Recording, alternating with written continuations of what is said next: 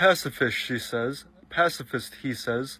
We are a pacifist nation, they say. This is oh so pacifist. Otto is already a better character than the Genius Prince's assistant. Heavy on the Overlord Lupus Regina vibes. Look at the melting doorknob and the image of a door they use in Water Magician. People that only watch Shonen decided a couple episodes in it wasn't your usual Isekai slop. Well, there's no episode this week because they spent all the budget on the first few episodes. They had to use a slideshow for the last fight.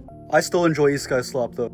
But people are very quick to turn away when there isn't some sick animated fights. This might be the first time the main character signs up to be an adventurer. And when they measure his magic level, the crystal doesn't break and they're like, wow, you have so much magic power. Or that it doesn't do anything because he has no magic power. Completely normal ranking. The Water Magician's character designs and landscapes are very beautiful for an OP Isekai. People say Water Magician isn't unique, but it's so different somehow. They like it because he's aura farming, there's good action, he's just like Sid Kagano from Eminence of Shadow. Never mind, dude was on a library date again, while hundreds of people are perishing. Like the last Goblin slideshow battle, he wasn't even there. Girls might know what I'm talking about. This opening looks like that one trailer that never got adapted into anything. Is it not sort of like that trailer in 2022? Anyway, this is definitely one of the most visually pleasing openings of 2025. Too bad they go into dungeons in this Isekai. The Water Magician is a refreshing Isekai this season. It doesn't rinse and repeat the same tropes we've seen the past 6 months. Obviously the main character being OP, given a skill by God. However, it's not like every monster he fights turns into a little girl, or he's buying unpaid servants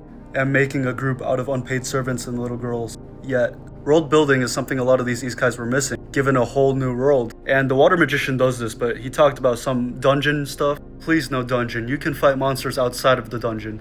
The anime is called Water Magician, but the only magic that the Water Magician uses is to disappear completely from the episode. He doesn't even show up once. I literally started laughing at how these guys were drawn in Water Magician. People were like, oh, they're saving animation for later fights and episodes. Look at these tears, they're pulsating like a slime. We give an entire episode to this generic side character of his generic fantasy backstory, being attacked by bandits, whatever. Then we have the princess's bodyguard and teacher, who's nowhere to be seen protecting her. We have exceeded the maximum amount of scenes talking about an ice wall casted 40 meters above in the sky. It's cool that they're talking about chantless magic and original spells, but why not just show it? These knights were incinerated. I didn't think Phelps was even going to make a move. Water Magician, why are we ending the season like this? Who attacked the palace and what were their motive? Obviously this was kind of a setup for the Inferno versus Water Magician, but did they even fight for that long? Remember, the last episode that we had, we focused on a pointless backstory of this guy that we only see for like 5 more minutes. We don't get more of the princess, the prince. We get the Ryo/elf romance that was in the library, and then we get nothing else. Like, what about that demon that attacked during the eclipse? Why is she not making another appearance? What is she doing? Why is she just on a rock smiling at the moon? Is the final fight that people have been waiting for just a misunderstanding? Why wasn't the Inferno Magician questioning the bad guys that were probably on the ground that they didn't show? Like, I would rather just have a simple linear story rather than all these open plot holes that aren't fixed. Watching a vending machine intimidatingly force-feed a guy Coke Mentos while he gets choked with a towel, and this is all being done telekinetically. I'm just saying, this is not the best method. We've seen him turn into a gas pump in a laundry machine. Coke Mentos is very mild compared to gasoline or bleach.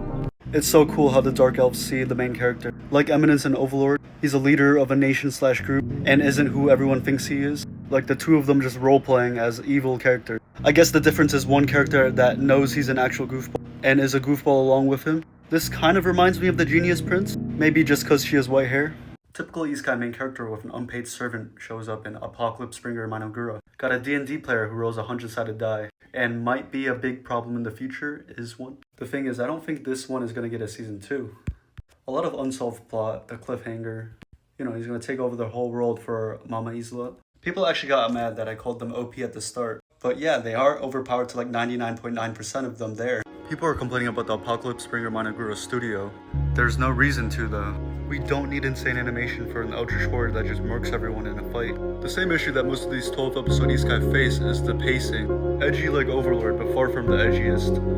Again, why do we need to see a vending machine fight? Vending machine Isekai is mediocre, not because it's a vending machine. It should be a slice of life, maybe some cooking. I don't really care how a vending machine fights, you know? The fights are very silly. It should not be taken seriously at all. Look at her using Bowser on the frogs. This just makes it tropey. I knew something weird was gonna happen in the vending machine. It was getting way too normal. This very experienced adventurer is taking women's footwear as a payment. This is actually pretty tame in Isekai or just anime terms. But why is there a romantic connection between her and Boxo? I can accept a dog or a pig, but this? The vending machine offer pulling at anything for the plot. good established characters are secretly all family and they were betraying their friends for family. So no one knew they were their kids and no one knew that they were married. Somehow one of their children was cursed at the bottom of a dungeon. They're siding with the people that destroyed Hulamis and Lamis' whole village. And they can make a teleport circle that doesn't let monsters in. These 3 normal bandits saw 3 all black, plague mask wearing, evil aura radiating, and they were like, nah, I'd win against that. It's 2 on 3. He just closes his eyes and walks the other direction. We got Overlord's Happy Farm as sentient beings. Grim, the great demon, turned into a little boy in the 7th Prince Isekai. It's actually crazy how slept on this show is because of little boys. Production values are through the roof, but the direction of this Isekai is definitely the best of the past year. The emotion conveyed, different art styles, the pacing itself. She's like an octopus, true. The first time I saw Atto, I thought I was watching my actual favorite genre. A lot of other genres showing like turn-based RPG, real-time strategy like Age of Empires, Civ and D&D. Imagine being conscious every time you've been defeated over and over and over again.